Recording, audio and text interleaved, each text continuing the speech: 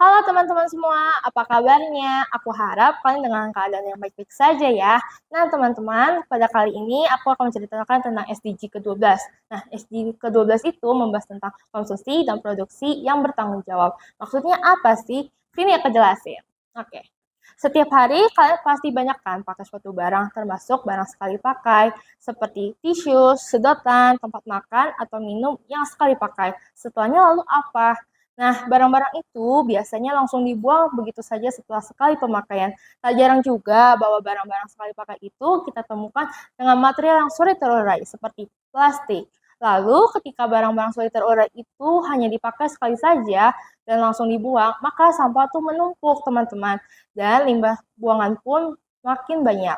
Dari data yang diperoleh dari situs statika.com, produksi plastik dunia mencapai 400,3 ton dari tahun 1950 sampai 2022.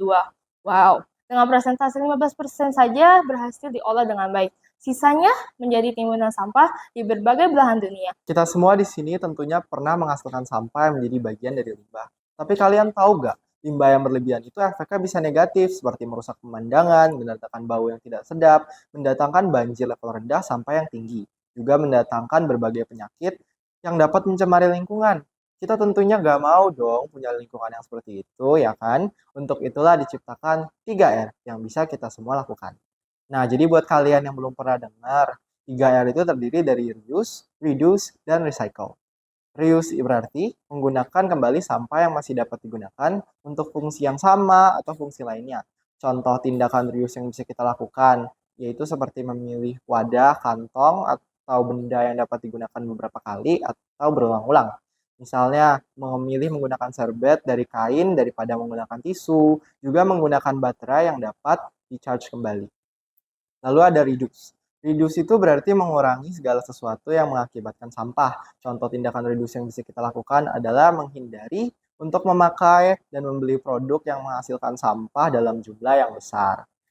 Yang ketiga nih, yang terakhir, yaitu recycle. Berarti mengolah kembali atau mendaur ulang sampah menjadi barang atau produk baru yang bermanfaat. Contoh kegiatan recycle yang bisa kita lakukan seperti misalnya memilih produk dan kemasan yang dapat didaur ulang dan mudah terurai. Nah, untuk memberikan pemahaman lebih dalam lagi nih untuk audiens teman-teman sekalian, di sini kami sudah bersama dengan salah satu narasumber kami dari salah satu pabrik yang sudah kami telaah lebih lagi nih untuk mengupayakan efektivitas dari kegiatan 3R, yaitu untuk mengusahakan kegiatan produksi dan juga bisa menciptakan tindakan konsumsi yang lebih bertanggung jawab, yaitu pabrik Straumi.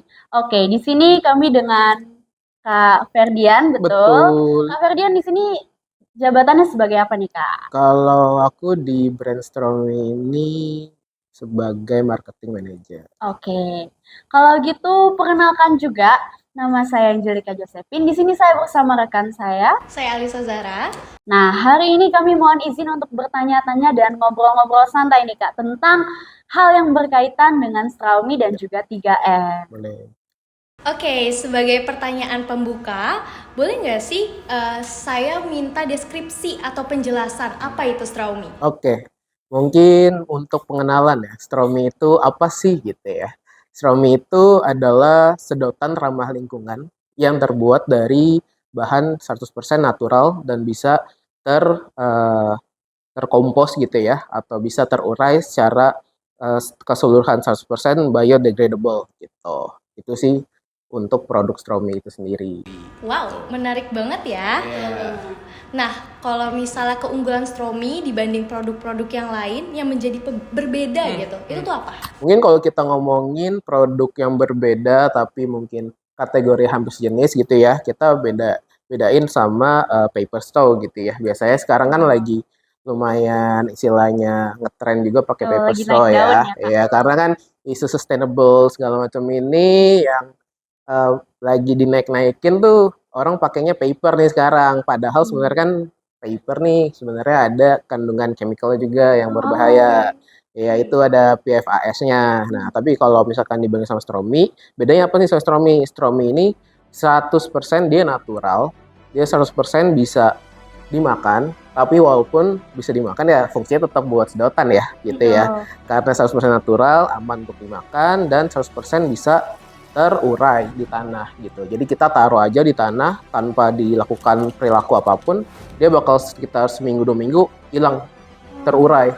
Iya gitu. Jadi dia prinsipnya sih sebenarnya si Stromi ini sedotannya mirip-mirip kayak pasta lah gitu. Jadi organik banget lah. Aku dengar kalau misalnya dia terurai di tanah, itu dia bisa menyuburkan juga kan? Betul. Jadi ya bisa menjadi nutrisi juga sih bagi tanah yang dia terurai itu. Gitu. Luar biasa banget berarti ya. Hmm.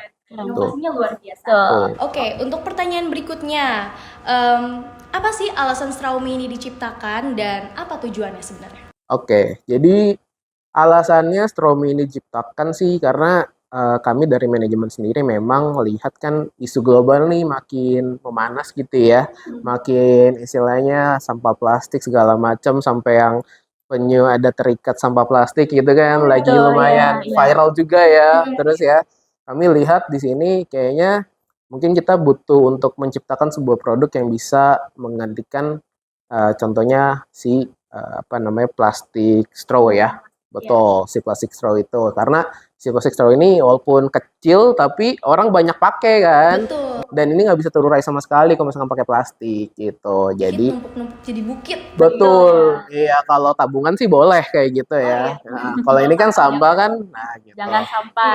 Iya, jadi tujuannya kami sih ya pengen menciptakan lingkungan yang lebih sustain aja sih gitu. Oh, oke.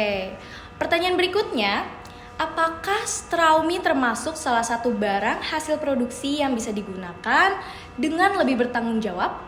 Kalau iya, kenapa tuh alasannya? Ya, pastinya iya karena mungkin balik yang tentang si reuse, reduce sama recycle ya. Sebenarnya kalau misalkan Stromi ini sendiri kita emang nggak bisa reuse, tapi kita ini bisa reduce. Reduce apa? Reduce sampah plastik ya. Karena kita menggantikan si sedotan plastik gitu. Betul. Dan pastinya ini bukan recycle lagi, dia bisa terurai secara sempurna di tanah dan malah menjadi nutrisi bagi tanah itu gitu. Bisa subur lagi tanahnya juga. Betul, itu sih. Nah. Kalau misalnya harapan nih, karena kan menerbitkan atau membuat suatu produksi itu pasti ada tujuan yang ingin dicapai.